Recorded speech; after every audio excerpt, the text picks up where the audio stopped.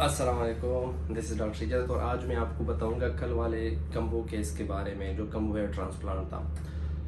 उसकी सबसे प्यारी बात ये थी कि वो तो 3-4 महीने पहले वो एक डॉक्टर साहब थे, उनकी मेरे साथ कंसल्टेशन हुई और उनको मैंने कम्बो के लिए काउंसल किया, कंसल्टेशन हुई सब कुछ। तो वो मान के एग्री हो गए। फिर उनके एक भाई थे जो फार्म में रहते, फिर वो आए। तो उन्होंने किसी से सुना होगा कि नहीं कम्बो में कट लगता है और कट नहीं लगवाना, लेकिन हमने इफ़ यू ही पे रहना है और इफ़ यू ही करनी है। खैर फिर उनको मैंने कहा कि चलो कोई मसला नहीं, वो आ जाए, हम भाई को बुला ले या फ़ोन पे मुझसे बात करवा दे तो उनको मैं समझा दूंगा। फिर कल वो आए और उनसे सारी डिस्कशन हुई। वो सर्जरी की नीयत से आए, लेकिन बस डिसाइड ये करना था कि सिर्फ इफ़ यू ही करनी है या सिर्फ या कम्बो करनी है। वो एफ यू ई पे थे और मैं कम्बो पे था, क्योंकि मुझे पता था कि एफ यू ई से उनके इतने ग्राफ्ट नहीं आएंगे। क्योंकि हम काउंट करते तो हमें पता होता है कि एक जगह से कितने ग्राफ्ट आते हैं, तो हमें रफली अगर कोई 19-20 का फ़र्क होगा, वरना एक एग्जैक्ट फिगरिंग को हम बता देते हैं कि तकरीबन इतने ग्राफ्ट आएंगे। और कभी कभार ये होता है कि वो हो जाता है, लेकिन मेजॉरिटी 95-96% ऑफ केसेस में हम गलत नहीं होते नंबर ऑफ़ ग्राफ्ट के हवाले से। अच्छा, फिर जब वो आए तो माशाल्लाह सारे पढ़े लिखे थे, तो उनको मैंने समझाया बिठाया। तकरीबन 40-35 मिनट लगे, या अराउंड अबाउट 45 मिनट, क्योंकि नॉर्मल कंसल्टेशन जो मैं करता हूँ तकरीबन घंटे की होती है हेयर ट्रांसप्लांट की।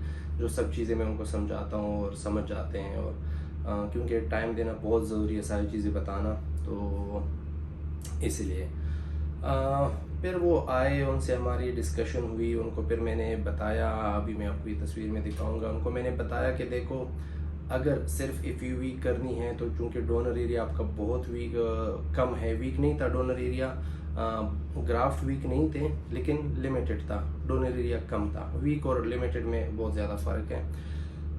तो उनको मैंने बताया कि अगर सिर्फ हम इफ़ यू वीक करेंगे तो उनको जो मैंने कैलकुलेशन प्रॉपर में करता हूँ, तो कैलकुलेशन के हिसाब से उनके तकरीबन उस डोनर जोन में, जो उसका डोनर जोन था, उसमें 11,000 के लगभग बार ग्राफ्ट बन रहे थे। उनको मैंने कहा इससे, जिस तरह मैं खुद करता हूँ सारी सर्जरी अपनी क्लिनिक में, तो जब मैं करूँगा तो मैं 1:4 वाला हिसाब करूँगा, कि मतलब 25% डोनर एरिया निकालूंगा, तो उससे आपके तकरीबन 2200-2300 ग्राफ्ट इफ़ यू के बनते हैं। तो 2200-2300 ग्राफ्ट जब यू के मैं हार्वेस्ट करूँगा तो वो इतनी जगह कवर करेगा। उनको मैंने ये बताया कि ये इतनी जगह कवर करेगा।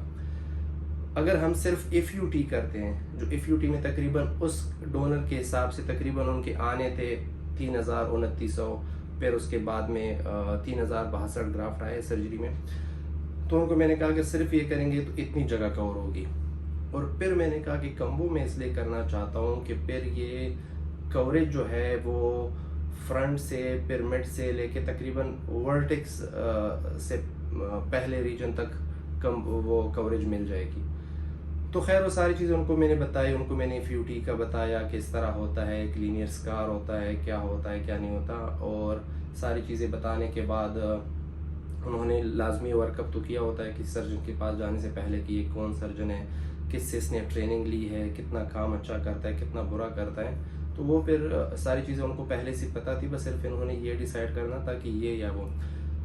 फिर अल्हम्दुलिल्लाह वो एग्री हो गए कम्बो के लिए। तो फिर मैंने कम्बो की सर्जरी उसमें की। तो फिर वो ग्राफ्ट जो कवरेज हुई जो मैंने बताया था, तकरीबन एग्जैक्ट 99.9% उतनी ही जगह कवर हुई और अच्छी कवर हुई। एक होते स्प्रेड करना ग्राफ्ट, एक होते अच्छी कवरेज। तो अच्छी कवरेज उसमें उनको मिल गई, जो उनकी डेंसिटी इंशाल्लाह रिजल्ट आएगा तो उनकी बहुत अच्छी डेंसिटी होगी। और फिर इसके बाद इफ़ यू से भी उतनी है, तो तकरीबन उनके ग्राफ्ट आलमोस्ट 4000, वो छोटे से डोनर एरिया से 4000 तक ग्राफ्ट बन गए कम्बो से। तो कम्बो का ये फ़ायदा होता है कि छोटी सी जगह से आपको तकरीबन 4000, 4100-4200 ग्राफ्ट आते हैं। सिर्फ इफ़ यू से आपके अगर अच्छा भी डोनर है तो 4000 ग्राफ्ट नहीं आ सकते। आ सकते हैं, लेकिन वो डोनर एरिया डैमेज, वही वाली बात है जो मैंने पिछली वीडियो में बताया, उसको बार बार डिस्कस करने का कोई फ़ायदा नहीं है। और फिर एक इफ़ यू रह जाता है।